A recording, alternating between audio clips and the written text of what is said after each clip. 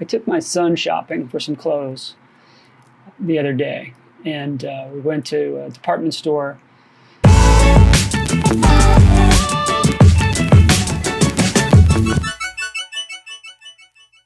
We were walking through, and he kept picking up clothes with Nike logo or design with the Nike swoosh, Under Armour, Adidas, Puma, and he loves Puma. Puma is my son's favorite brand since he was a baby. I think it was the first brand he could recognize and say. You know, I think that was the first one that connected with him. Maybe it's just because it was like a cartoonish cat that he could recognize what it was. It's not a abstracted symbol like the swoosh or the three stripes.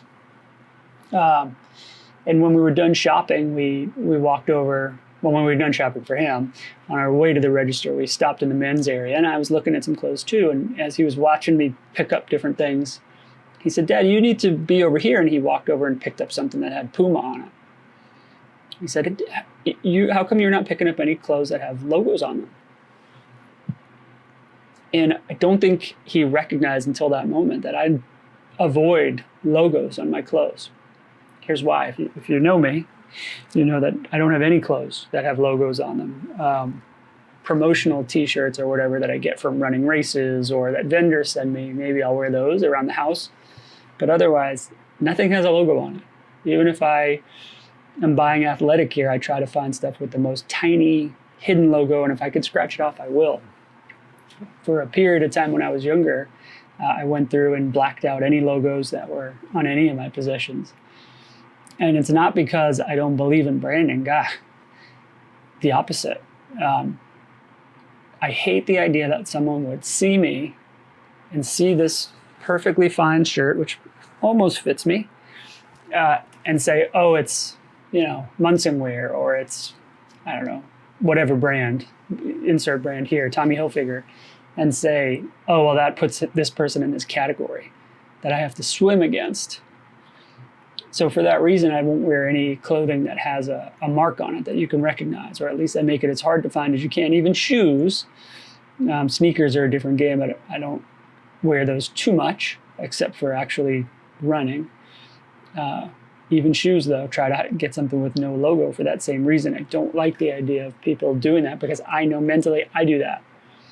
When I talk to people, I meet people, I see the logo and I can't help but have an impression of it. Those companies are branding so hard. Nike is branding so hard that it puts you in a category as somebody who wears the clothes, for better or for worse.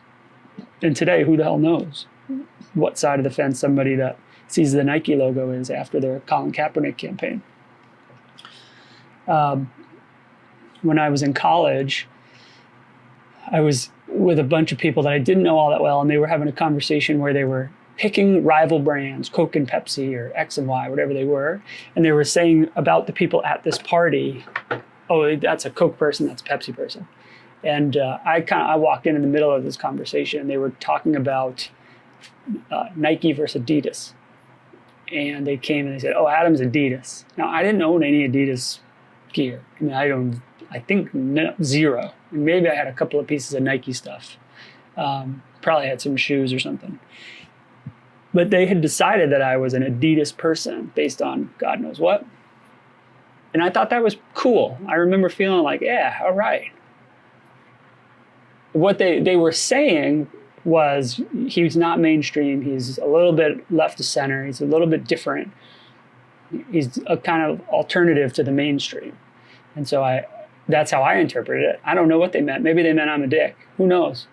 I guess I could try to figure out who some of those people were and find them on Facebook or LinkedIn or something and ask them. I doubt they would remember. But I remember they had an impression of which brand I was, despite me really not wearing any brands, and me having a takeaway that was a compliment. And it could have just been easy. Somebody could have heard them in the Coke and Pepsi thing and said, well, why do you say I'm Pepsi? What do you mean by that? And been offended. Who the hell knows? So when you think about the clothes that you're going to put on or the brands you're going to put on, a lot of times we do a weird thing as humans. We think of my perception of the brand. So I would say, my son would say, I love Puma. Puts the Puma on. I guess when he's a teenager, we will see if he does the math of what do other people think of Puma I guess that'd be the time when he does it, right? When he becomes a middle schooler or something. And what does that reflection really mean? Not just is it popular or not?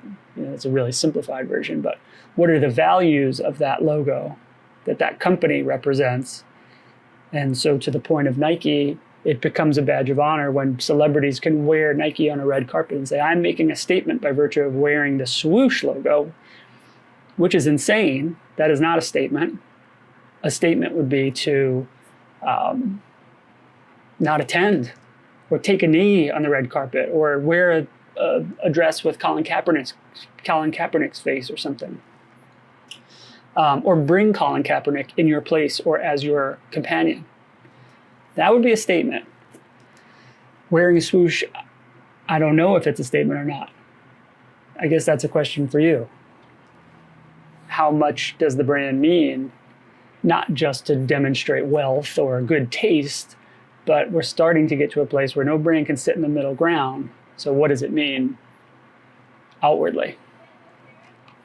Think about that next time you're shopping with your son.